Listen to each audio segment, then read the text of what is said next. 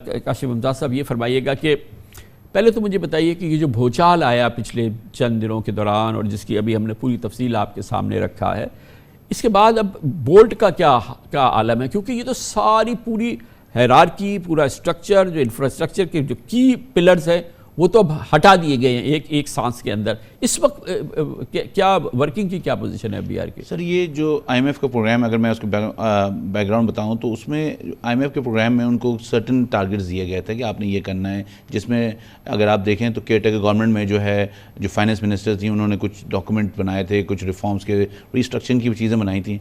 लेकिन इशू ये है कि जब कौवा चले हंस की चाल तो अपनी चाल भी भूल जाता है। यहाँ पर वाली मिसाल हुई है कि इन्होंने इस चीज़ को इतना तेज़ी से लेके आने की कोशिश की है, जिसमें इन्होंने अपीलेट फोरम्स को भी डिस्टर्ब किया। उसके बाद इन्होंने लोगों के लिए भी ओएसडी के, जो अभी आप बता रहे थे, उनको ओएसडी कर दिया। अब इसमें इनको पता ही नहीं चल रहा कि करना इनको क्या है। बेसिकली प्रॉब्लम यह है कि इनको अगर प्रायोरिटी सेट कर लेते कि हमें पहले क्या चीज़ करनी है, बाद में क्या चीज़ करनी है, उसके बाद क्या करनी है, तो मेरे ख्याल में एग्जीक्यूशन और रिजल्ट ओरिएंटेड होता।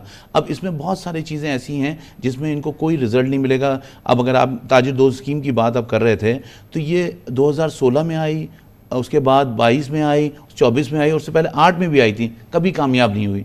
तो ये जो दोस्ती के आप उनके साथ हाथ बढ़ाते हैं, दोस्ती में कभी भी नहीं हो सकता।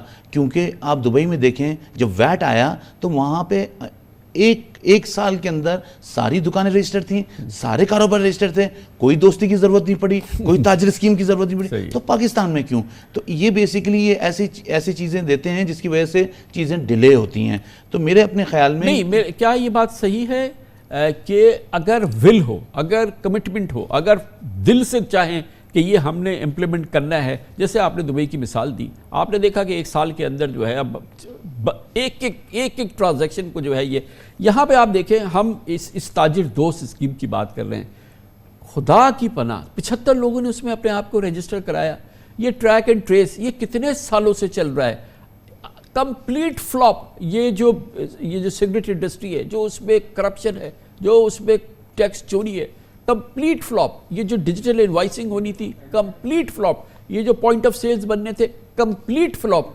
और अगर ये टिवाना साहब जो 2 साल से मेंबर ऑपरेशंस हैं, जो कि मेंबर ऑपरेशंस हैं, अब चेयरमैन हैं, क्या उनकी कोई जिम्मेदारी नहीं है अगर ये स्कीम्स फ्लॉप हो गई है? तो जिम्मेदारी बिल्कुल है, उनकी भी और पॉलिसी मेकर्स की भी है। लेकिन हमें ये देखना पड़ेगा व्हाट कम फर्स्ट।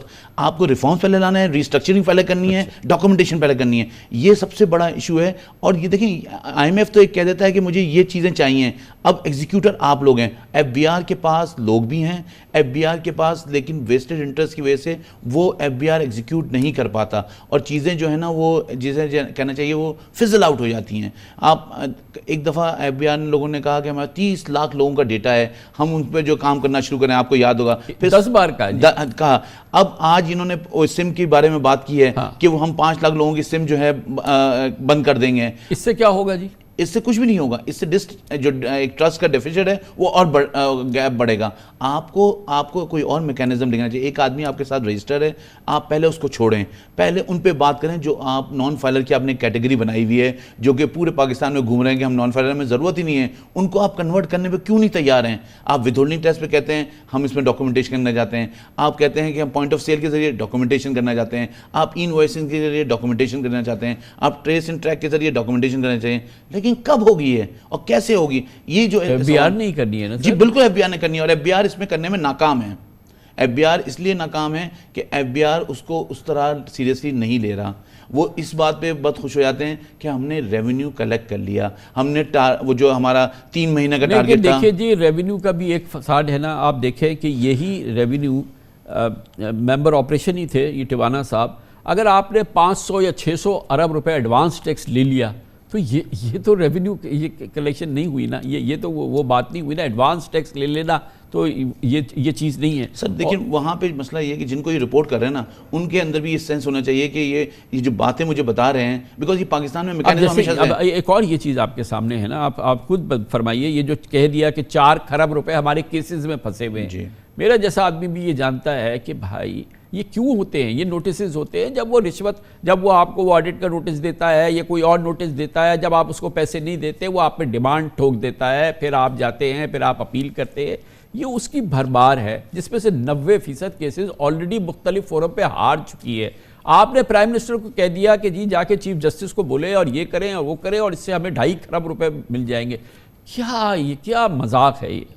دیکھیں بات بالکل صحیح آپ کی کہ یہ کیسز وہ ہیں جو کیسز ایف بی آر مختلف فورم سے ہار چکا ہے, لیکن یہ اس کو اپنی ان کی جو انٹرنل وہ ہے ارینجمنٹ, اس میں وہ کہتے ہیں کہ ہم کسی پہ ہم ذمہ داری نہیں لینا چاہتے, تو وہ فائل کر دیتے ہیں اور اس طرح ریونیو سٹک ہو جاتا ہے. یہ پورا ریونیو اگر اس کی اگر ہم اسنیپ شاٹ ایکسرسائز کریں تو یہ ریونیو جو ہے نا 10% پہ آ جائے گا اگر ہم پراپر طریقے سے کتنے کیسز سیٹل ہو چکے ہیں, کتنے کیسز میں ایف بی آر خلاف فیصلہ ہو چکا ہے, اور کتنے کیسز فریولس ہیں, اور کتنے کیسز میں ٹائم بارڈ بھی ہو چکے ہوں گے کیسز. بہت بہت شکریہ جناب انور کاشف ممتاز ہمارے ساتھ موجود ہے. پاکستان ٹیکس بار پاکستان کے ٹیکس بار کی سب سے نمائندہ تنظیم ہے اور آپ نے گفتگو سنی انور کاشف ممتاز صاحب کی. کمرشل بریک, اس کے بعد ذکر کرتے ہیں ایک اور عدالت سپریم کورٹ آف پاکستان میں تاریخی کیس ہے اسلام آباد ہائی کورٹ کے ججز کی شکایت پر مبنی, اس پر اب ایک حتمی فیصلے کی جانب سپریم کورٹ آف پاکستان بڑھ رہی ہے. اس پر بات کریں گے. پاکستان کے سینئر نامور قانون دان چیئرمین پاکستان بار کونسل فاروق نائک ہمارے ساتھ ہوں گے اور ہمیں جناب بیرسٹر صلاح الدین بھی جوائن کریں گے چھوٹے سے وقفے کے بعد.